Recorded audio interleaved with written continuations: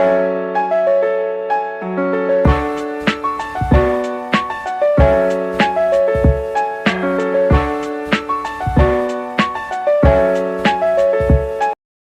good day. I am Kunanan Christine Joy, and for today, I am going to discuss about the meaning of school culture and culture as a social construct.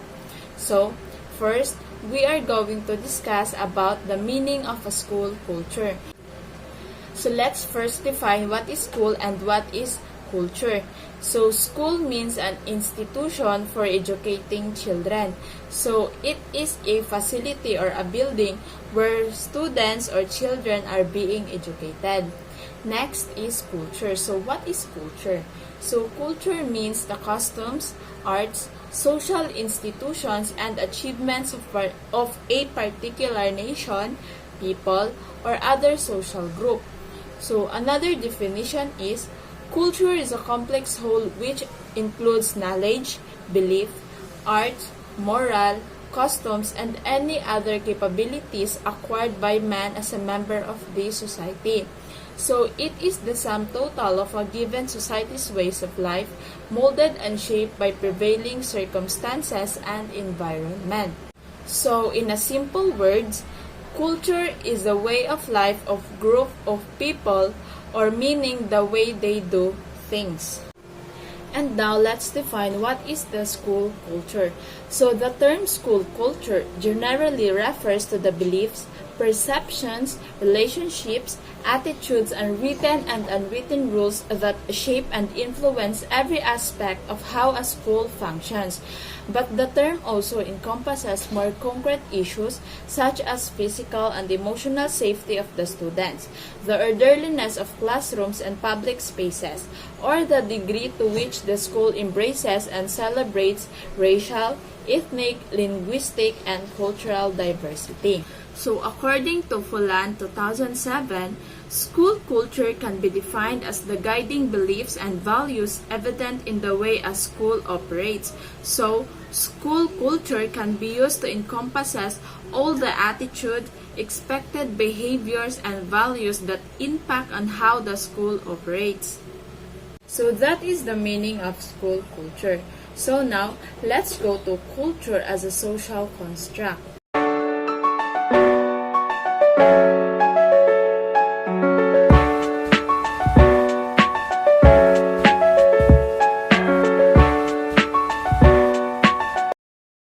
So, culture as a social construct. So first, what is a social construct? So, social construct is a concept or perception of something based on the collective views developed and maintained within a society or a social group. It is also a social phenomenon or convention originating within cultivated by the society or a particular social group, as opposed to existing inherently or naturally. So in other words, a social construct that exists not in objective reality but as a result of human interaction. So culture also includes the values, attitude, customs, and belief. So culture refers to the characteristics of a particular group of people, including their language, cuisine, social habits, religion, and music arts. So why culture is important? So culture is important because it influences many parts of people's lives, including the way they eat or the food, the way they dress, their opinions, identity, music, manners, social interactions, and so many more. So we also need to understand each other's cultural background to make sense of different viewpoints and opinions towards to a better communication and understanding. So another is culture is important because it creates cross-cultural understanding and acceptance. So we need to understand the culture of others for us to have acceptance. And another thing is cultural awareness can give us better understanding of our own culture and how it perceived by others. Now let's go to the characteristics of culture. So first we have culture is learned. Yes, because since when we are a child, our parents taught us about the culture that we have and the culture where we came from. Second, culture is transmitted. Yes, it is transmitted because it is from our ancestors, passes to our grandparents, to our parents, and to us. So next, we have culture is shared. Yes, because soon we are going to share our culture to our future children. Then next, we have culture is patterned and integrated.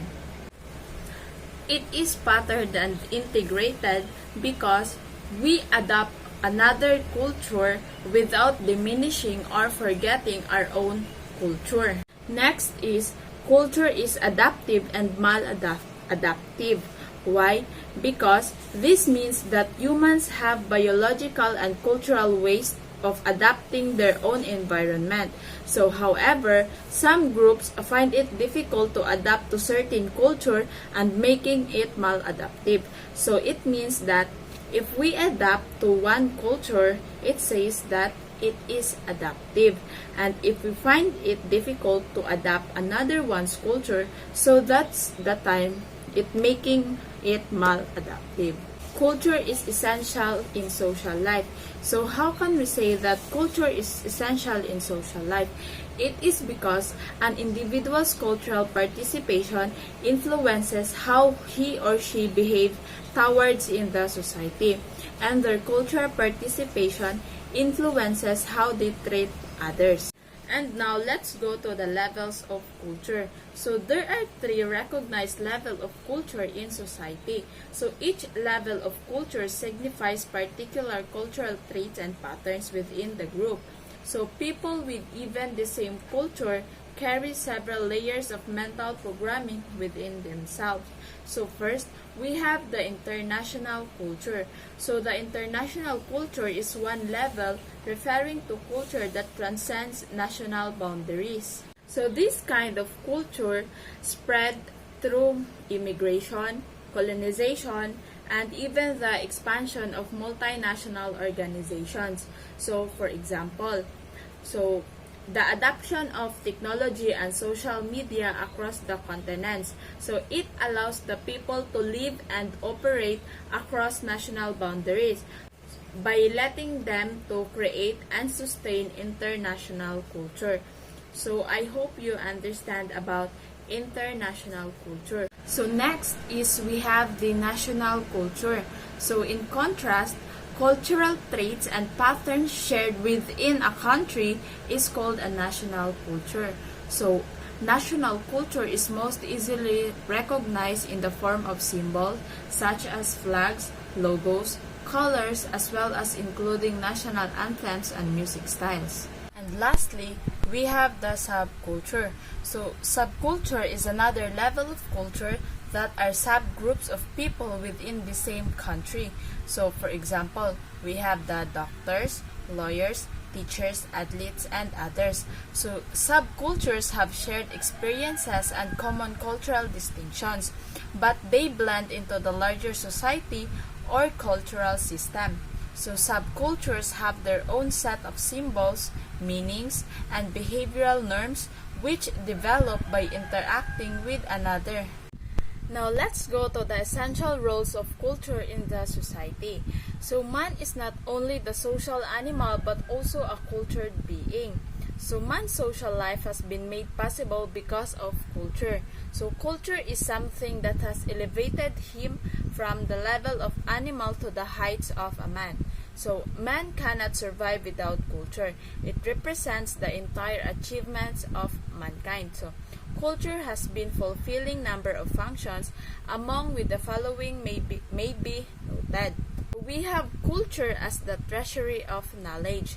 So culture provides knowledge, which is essential for the physical and intellectual existence of man. So next we have culture defines the situation. So culture defines social situations for us. It not only defines but also conditions and determines that we eat and drink, we wear, when to laugh, what knowledge we rely upon, and what poetry we recite, and so on. Culture defines attitude, values, and goods. So, attitude refers to the tendency to feel and work out in certain ways. So, values are the measure of goodness and desirability. So, good refers to the attainments which values defines as worthy. So, it is the culture which conditions our attitude. So, towards various issues such as religion, morality, marriage, science, family planning, positions, and so on. So, culture decides our career, whether we should become a politician or a social worker, a doctor or an engineer, a soldier, a farmer, a professor, and so on is decided by our culture. So, what career we are likely to pursue is largely decided by our culture. So, for me, I think it means that whatever culture nga asa kagagikan, for example, your ancestors, your grandparents, they are all a line of policemen. So when it comes to your time, there will be a possibility nga ang imo pong kuhaon in the future is to become a policeman. It is because culture sets limitation on our choice to select different careers, but individuals may develop or modify or oppose the trends of their culture, but they always live within its framework, and only a few can find outlet on the culture. So it means if you have the line of kanang being a policeman, kanang only a few ra kuno ang makagawa sa ilang future culture. For example, you have the line of a policeman, but ganahan ka mag-doctor. You can also pursue that career, but in the big picture, culture decides our career. Next is we have culture provides behavior. So culture directs and confines the behavior of an individual. So culture assigns goals and provides means for achieving them. It rewards noble and punishes the ignoble ones. So it assigns him status. So we see dream, aspire, work, strive, marry, enjoy. So according to the natural expectation, culture not only contains but also liberates human energy and activities. So man indeed is a prisoner of his culture. So it says that a man is a prisoner of his culture. Kung unsay atong gigikanan of what ug unsay atong culture, mao na gud na siya atoa.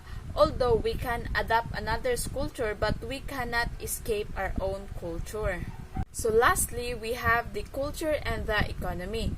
So creative industries and enterprises are extremely significant aspect of our provincial and national economy. So wealth is generated by our cultural workers, small businesses, sole proprietors, non-profit organizations, media and marketing companies, and also cultural tourism industries. So the creative economy relies on skilled cultural workers to create new ideas, enterprise, and industries. So it also helps attract new immigrants and helps retain our present citizen. And now we have influence of culture on the society. So culture influences people's lives in many ways, including first, where they decide to stay. So we Filipinos, we have this culture or traits that we can stay at our parents as long as you want, or even until you die, you can stay at your parents. But in some places, for example in America, so at the age of 18, they have to live on their own or need to be separated to their parents, and wala sila choice about ana because it is part of their culture. Then next, what they do. So as an individual, we have the freedom to whatever we wanna do. Sometimes we can do good things, sometimes we also have bad things nga atong mabuhat, but we have the right to do whatever we want because it is part of our culture. Then next, their perception of education, what employment they consider suitable. So kaning what employment they consider suitable, murag as a Filipino, murag naanda na nato nga if ever we have the line of family ka ng doktor, so ang imuhang expectation nila nimo is also you are going to kanang mag-doctor pod ka. But as an individual, we have to consider the kanang what kind of employment we wanna be or asa ta comfortable. Next is the behaviors, their accent and what they read and what they do for entertainment. So that's are some ways of kanang how culture influence the people's lives. So that's all my report about the meaning of school culture and culture as a social construct, and I hope you learned something. But let's all remember that not only are the societies are socially constructed, but so are cultures. More importantly, cultures are socially constructed because of the ideas, feelings, and information is externalized and are refined in the process. Thank you.